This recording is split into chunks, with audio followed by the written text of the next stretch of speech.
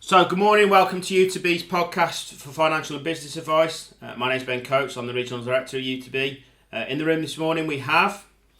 My name is Rhian Simpson, I'm a financial advisor at HRS Asset Management Ltd in Wolverhampton. Hi, I'm Andy Wheeler. I'm also a financial advisor for East Mills Ltd based down in Kidderminster.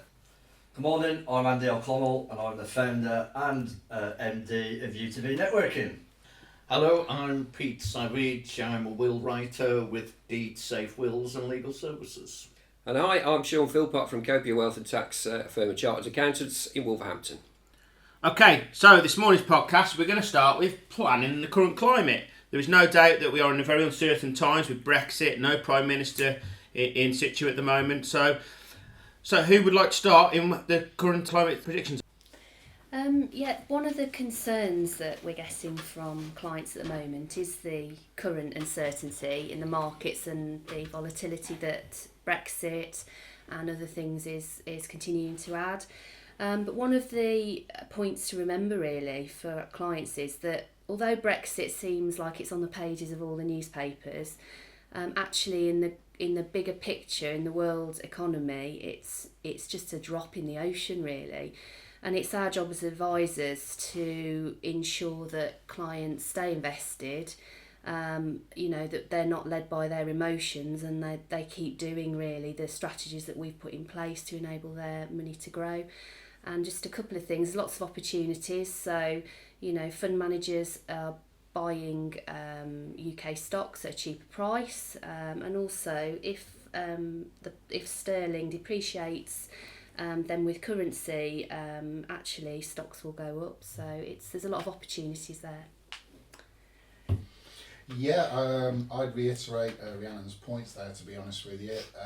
Again, a lot of volatility down to Brexit, but alongside lovely Mr. Trump and the America-China trade wars, which causes uncertainty in the marketplace and is causing the volatility. Although if you look at the markets lately, you'll see that they'll have gone up while we've actually been without a PM. I'm not saying that's people confident that we're not being led anymore. What I would say, however, is exactly as Rhiannon said, people want diversification within their portfolios and you want more of a globalised strategy. But the UK, although perhaps being more of an unloved stock at the moment, provides fantastic financial opportunities for people to do the classic strategy to buy low and then sell high. So now, more so than ever, there's never been a better time to invest your money and use an appropriate professional to guide you on a strategy to success. And Shaun, obviously you see a lot of people very early on in their business life. How are people finding it from an accountant's point of view? Yeah, from my point of view, I think talking to clients, obviously it's a topic that gets mentioned a lot. And I think where we're at the moment is, I think no matter how people voted in the referendum, I think the view now is we just want to know what's happening, and that's the key thing. The one thing business hates is uncertainty. If it's a no-deal Brexit, okay, there's going to be issues with that, but at least we know it's a no-deal Brexit and we can actually do something to plan for it. I think the problem we've got at the moment is we just don't know what we're getting, and that's the key thing that's got to be sorted, and this deadline keeps moving and moving and moving. And we're talking about no deals on the table, off the table, on the table. We've got Theresa May's deal, which looks dead. But what are we getting instead? The EU is saying it's not going to be changed. So what is happening? And of course, amongst all this, what we're only talking about here is the withdrawal agreement. We're not actually talking about what's happening after that, which is how we're going to trade with Europe in the future. So all this uncertainty is bad. It affects investment, it affects business performance. And I think the key thing that we need is something to happen that's definite, that we can all then say, right, that's what's happening, let's get on with it. And at the end of the day, UK business is extremely resilient, always has been, particularly in the black country. We'll get on with it, whatever happens. But it's the uncertainty that's the problem. And of course, Pete, we have you in the room and you have to plan for people's futures because you're a will writer. Yes. So planning is a massive part. What do you think of the planning about Brexit? In all honesty, it's not affecting my industry as much. Basically, in my industry, people obviously put off doing their wills no matter what. and it's only when they eventually get round to it, be it because they've just bought a house or had their first child, or even sometimes because they're going to Australia or something, they will do that no matter what. So at the moment, Brexit isn't affecting my business. How it shapes in the future, it may do because of disposing of assets abroad. Within your UK will, that may be affected depending upon how the laws change or not. I think it is the uncertainty that most people are worried about, isn't it, Rhian? Yeah, I mean, I think I'd echo what you said, Shaun, about it. In some ways the outcome is negligible, really. It's more about getting something kind of definite in place, isn't it? And you know, hopefully going forward, you know, that is what will happen. I guess another threat that globally seem to be more of an issue is sort of Donald Trump and his, you know, trade wars with China and you know, sort of in the past, you know, any kind of tariffs and things don't tend to work. We need free trade, and I think it'll be the same going forward for Europe as well. You know, that is really gonna be, that's one of the sort of sticking points at the moment. So. But whatever Donald Trump is doing, the US will be our major trading partner. So we have to be very sceptical about anything really, don't we, with the US, because it's where a lot of our exports will go to. Absolutely, but equally, we do an awful lot of trade with China, and increasingly so. So we're sort of caught in the middle of that, I guess, in a way. So we're trying to sort of paddle both canoes in a way, which is quite difficult. But I mean, you know, the Chinese market is massive, and at the end of the day, it's the fastest growing in the world at the moment. Yeah. Okay, it's had more problems recently, but we have to do trade with them as well as with the US. So it is piggy in the middle for us, really. So what, as a business owner, what's the one piece of advice you give to them? Mine personally would be sit tight. I don't know about anybody else. So, Andrew Wheeler, what would you say? Well, without knowing what the actual outcome is, how can you possibly plan for it? So you basically go with the rules of today, knowing where you sit today, and assuming no changes even though you know they're coming. So you can only go with the information you have to hand. So, Andrew O'Connell, what would you want to come in at that point? Yeah, talking to the businesses across the network, it's very divided, positives and negatives about leaving Brexit. But I think as a lot of the people around the table have mentioned this morning, one of the biggest things is that we just don't have enough information at the moment of what's actually going to happen. And so everybody's kind of surmising what might happen. Everybody's trying to plan for what they think might happen. And as Shaun quite rightly said, it's time for the government now to say, right, this is what's going to happen, and now let businesses plan for the future. I think a lot of the problem is that a lot of people down the street who have set this up have now walked out and left others to it. And whatever you think of Theresa May, she wasn't given an easy ride. But somebody's got to knuckle down and get to somewhere, like say, in uncertainty. What would you tell business owners, Pete?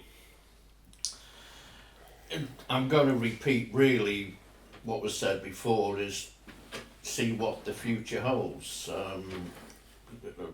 An example of that is I saw a client just yesterday, not much assets, but he was saying that he's going to inherit a fair amount from his parents' estate, and he wanted me to draw up the will in that way. And I said, well, you haven't inherited it yet, and you may not do, depending upon what's happened to your parents in the future.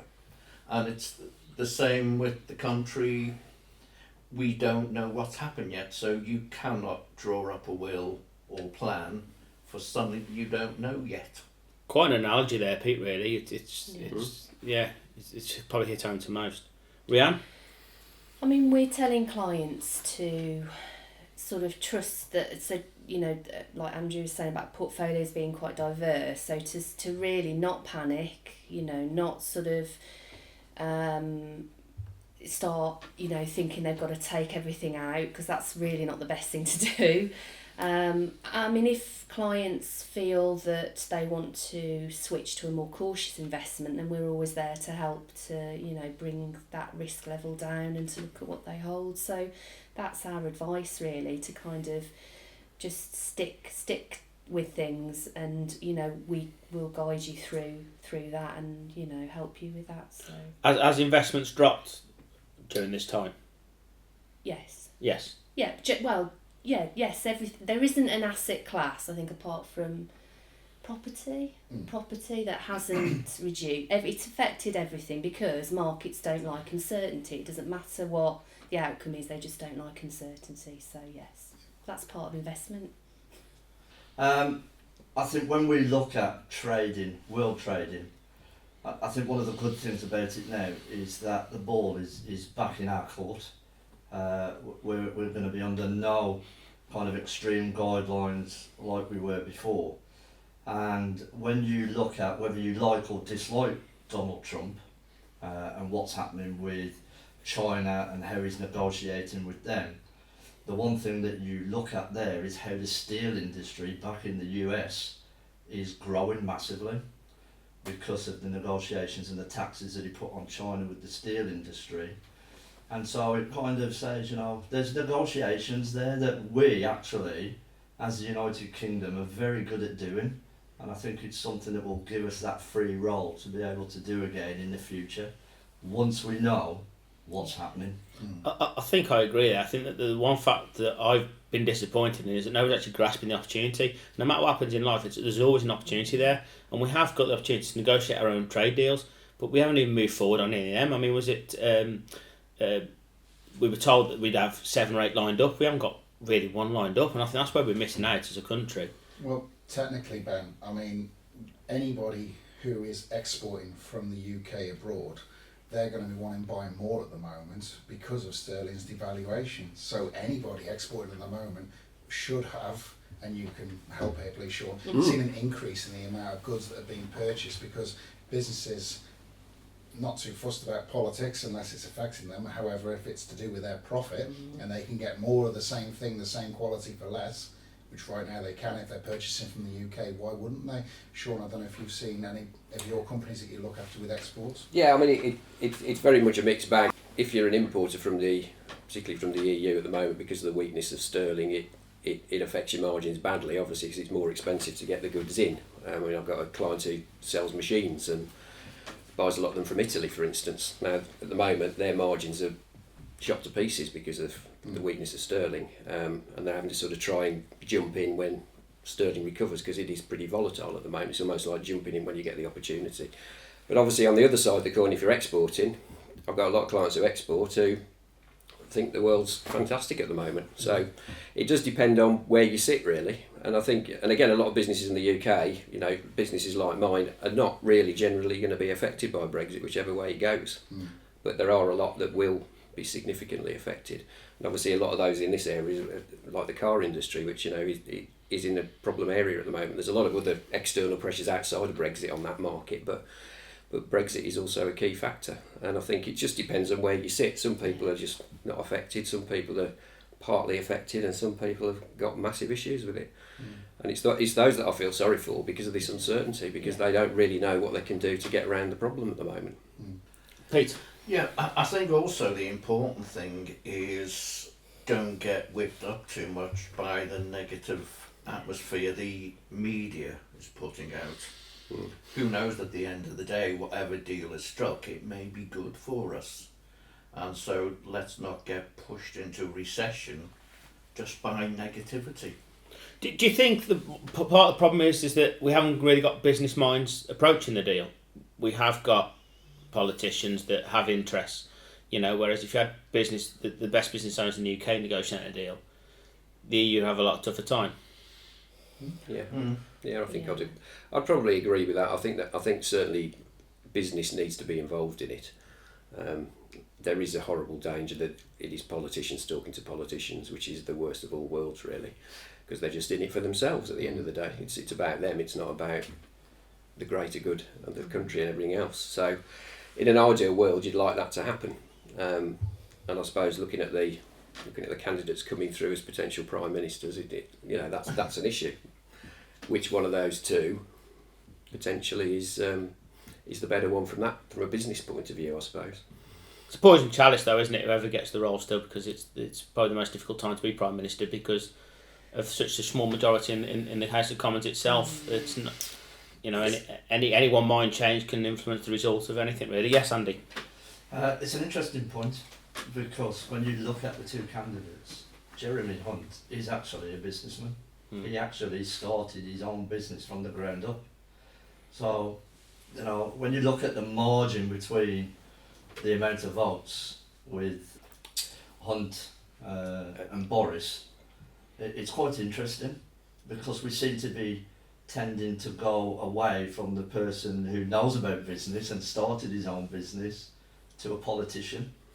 And so that's quite interesting as well, the way that the politicians are thinking. But the fact that you've called Jeremy Hunt and you've called Boris Johnson Boris, is that not part of the problem, that Boris is kind of more down to earth with the public and he's more relatable to the public? Have you not just summed up part of the issue there? No, I couldn't remember Jeremy's name. No,